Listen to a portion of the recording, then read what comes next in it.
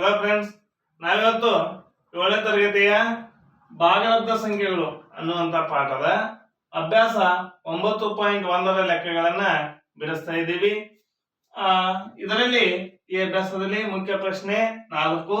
ಇದರಲ್ಲಿ ಸಂಖ್ಯಾ ರೇಖೆ ಪ್ರಶ್ನೆಯನ್ನು ಕೊಟ್ಟಿದ್ದಾರೆ. ನೋಡೋಣ. ಸಂಖ್ಯಾ ರೇಖೆಯನ್ನು ರಚಿಸಿ ಮುಂದಿನ ಭಾಗಲಬ್ಧ ಸಂಖ್ಯೆಗಳನ್ನ ಅದರ ಮೇಲೆ ಗುರುತಿಸಿ. ಹಾಗಾದ್ರೆ -5 ಎಂಟಾಂಶ ಅನ್ನುವಂಥದ್ದು ಒಂದು ಭಾಗಲಬ್ಧ ಸಂಖ್ಯೆ. ಈ ಭಾಗಲಬ್ಧ ಸಂಖ್ಯೆಯನ್ನ ಸಂಖ್ಯಾ ರೇಖೆಯ ಮೇಲೆ ನಾವು ಗುರುತಿಸಬೇಕಾಗಿದೆ. ಹಾಗಾದ್ರೆ ಇದು ಮುಖ್ಯವಾಗಿ ನಾವು ಇದನ್ನ ಏನ್ ತಿಳ್ಕೊಬೇಕಂದ್ರೆ, ಈ ಭಾಗಲಬ್ಧ ಸಂಖ್ಯೆ ಯಾವ ಯಾವ ಸಂಖ್ಯೆಗಳ ನಡುವೆ ಬರುತ್ತದೆ ಅನ್ನೋದನ್ನ ಮುಖ್ಯವಾಗಿ ತಿಳ್ಕೊಬೇಕು. ಅದನ್ನ ಹೇಗೆ ತಿಳ್ಕೊಬೇಕಂದ್ರೆ, ಈ 5ನ್ನ 8ರಿಂದ ಭಾಗಿಸೋಣ. ಈ 5ನ್ನ 8ರಿಂದ ಭಾಗಿಸಿದಾಗ ಏನಾಗ್ತಾ ಇದೆ, 8ರ ಮಗ್ಗಿಯಲ್ಲಿ 5 ಇಲ್ಲ, ಹಾಗಾಗಿ ಒಂದು 0 ಕೊಟ್ಟು ಪಾಯಿಂಟ್ ಇಟ್ಕೊಳ್ಳೋಣ. ಇಲ್ಲಿ ಪಾಯಿಂಟ್ ಇಟ್ಕೊಂಡು ಅಂದ್ರೆ ಇಲ್ಲೊಂದು 0 ಬರ್ತಾ ಇದೆ.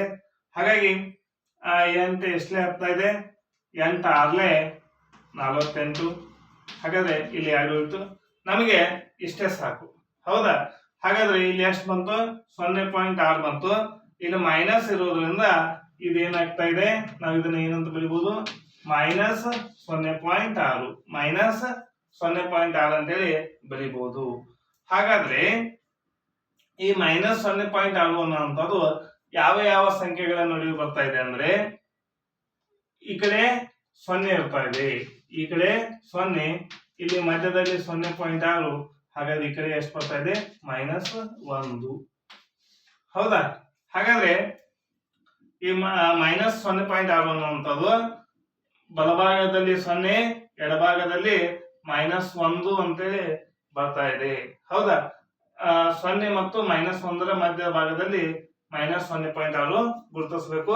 -0.6 ಅಂದ್ರೆ -5 ಎಂಟಾಂಶ, -5 ಎಂಟಾಂಶ. ಹಾಗಾದ್ರೆ ಈಗ ನಾವು ಒಂದು ಸಂಖ್ಯಾ ರೇಖೆಯನ್ನ ಎಳೆದುಕೊಳ್ಳೋಣ. ಇಲ್ಲಿ ಎಳೆದುಕೊಂಡು ನಮ್ಗೆ ಈಗಾಗಲೇ ಹೇಳಿದ ಗೊತ್ತಾಗಿದೆ ಏನು, 0 ಮತ್ತು 1, 0 ಮತ್ತು 1. ಹಾಗಾದ್ರೆ ನಾ 0ಯನ್ನ ಇಲ್ಲಿ ಗುರುತಿಸ್ಕೊಳ್ತಾ ಇದ್ದೀನಿ. ಹೌದಾ? 0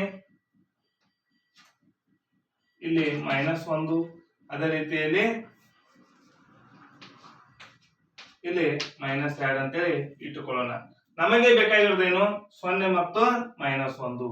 ಈಗ ನೋಡಿ, 5 ಎಂಟಾಂಶ ಇದನ್ನ ನಾವು ಸಂಖ್ಯಾ ರೇಖೆಯ ಮೇಲೆ ಗುರುತಿಸ್ಕೊಳ್ಬೇಕಂದ್ರೆ ಇಲ್ಲಿ ಎಷ್ಟಿದೆ ಸಂಖ್ಯೆ, 8. ಹಾಗಾದ್ರೆ ಇದರಲ್ಲಿ 1ನ್ನ ಮೈನಸ್ ಮಾಡಿ ನಾವು ಎಷ್ಟು ಭಾಗಗಳನ್ನ ಮಾಡ್ಕೋಬೇಕು, ಇಲ್ಲಿ 7 ಭಾಗಗಳನ್ನ ಮಾಡ್ಕೋಬೇಕು. ಸಮಾನಾಂತರ 7 ಭಾಗಗಳು, 1 2 3 4 5 6 7. ಹೌದಾ? ಈ ರೀತಿಯಲ್ಲಿ ಸಮನಾಗಿ ಮಾಡ್ಕೋಬೇಕು.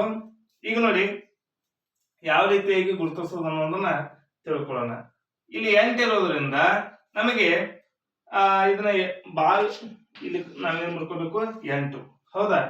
ಹಾಗಾದ್ರೆ ಇಲ್ಲಿ ಯಾವ ಲೆಕ್ಕವನ್ನು ಮಾಡಿದಾಗ ನಮಗೆ -1 ಬರ್ತಾ ಇದೆ ಅಂದ್ರೆ, ಈ 8ನ್ನ ಇದರಲ್ಲಿ ಗುಣಿಸೋದು. 8 ಒಂದಲೇ 8, 8 ಒಂದಲೇ 8, ಇಲ್ಲಿ ಮೈನಸ್ ಇರೋದ್ರಿಂದ ಮೈನಸ್ ಬರ್ತಾ ಇದೆ. ಅದೇ ರೀತಿಯಲ್ಲಿ ಇಲ್ಲಿ ಕೂಡ 8ನ್ನ ಇರೋಣ. 8 0 0 ಅಂದ್ರೆ 0/8 ಅಂದ್ರೆ ಉತ್ತರ ಏನಾಗ್ತಾ ಇದೆ, 0 ಬರ್ತಾ ಇದೆ. ಹಾಗಾದ್ರೆ ಇದು -8/8, ಇದು 0/8. ಹಾಗಾದ್ರೆ 8 ಒಂದಲೇ 8 ಒಂದಲೇ 8 8 ಕ್ಯಾನ್ಸಲ್ ಆದ್ರೆ 1 ಬರ್ತಾ ಇದೆ. 8/0 ಅಂದ್ರೆ 0 ಬರ್ತಾ ಇದೆ. ಈಗ ನಮ್ಗೆ ಏನ್ ಬೇಕಾಗಿದೆ, -5/8. ಹಾಗಾದ್ರೆ ಏನು ಬರ್ತಾ ಇದೆ, ಇಲ್ಲಿ -8 ಇದೆ. ಹಾಗಾದ್ರೆ ಇಲ್ಲಿ 0 ಇದೆ ಅಂದಾಗ ಈ ಕಡೆಯಿಂದ ಬಂದಾಗ ಇದೇನಾಗ್ತಾ ಇದೆ, -1/8, ಇದು -2/8, ಇದು -3/8, ಇದು -4/8, ಇದು -5/8, ಇದು -6/8, -7/8. ಹಾಗಾದ್ರೆ ನೋಡಿ, ಇದು ಇದು 0/8, ಇದು -1/8, -2/8, -3/8, -4/8, -5 ಎಂಟಾಂಶ, -6 ಎಂಟಾಂಶ, -7 ಎಂಟಾಂಶ. ಹೌದಾ? ಹಾಗಾದ್ರೆ ನಮ್ಗೆ ಬೇಕಾದ ಉತ್ತರ -5 ಎಂಟಾಂಶ. ಹಾಗಾದ್ರೆ ಅದು ಎಲ್ಲಿದೆ, ಇಲ್ಲಿದೆ.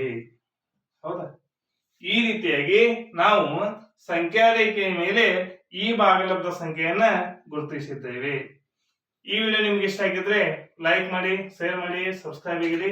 ಹೀಗೆ ನಮ್ಮ ಯೂಟ್ಯೂಬ್ ಚಾನಲ್ ನ ಎಲ್ಲ ವಿಡಿಯೋಗಳನ್ನ ನೋಡ್ತಾ ಇರಿ. Thank you.